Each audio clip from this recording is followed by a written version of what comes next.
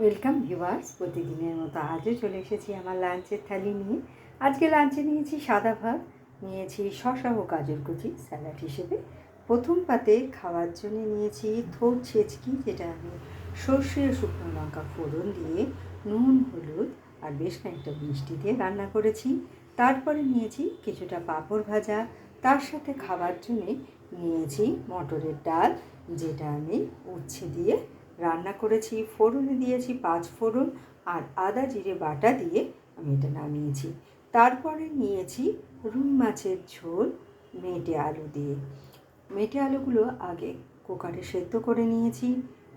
কড়াইয়ে তেলে মাছ ভেজে তুলে নিয়ে ওই তেলের মধ্যেই জিরে শুকনো লঙ্কা ফোড়ন দিয়ে ওর মধ্যে সেদ্ধ করে রাখা আলু ভাজা ভাজা করে আদা জিরে লঙ্কা বাটা দিয়ে আমি এটা তৈরি করেছি। আর ঝোল ফুটে গেলে ওর মধ্যে ভাজা মাছগুলো আমি অ্যাড করে দিয়েছি। আর শেষ পাতে খাওয়ার জন্যে আজকে নিয়েছি টক দই। তো কেমন লাগলো আপনাদের আমার এই লাঞ্চের থালিটা? ভালো লাগলে লাইক শেয়ার এবং সাবস্ক্রাইব করবেন আমার চ্যানেলকে। Thank you for watching.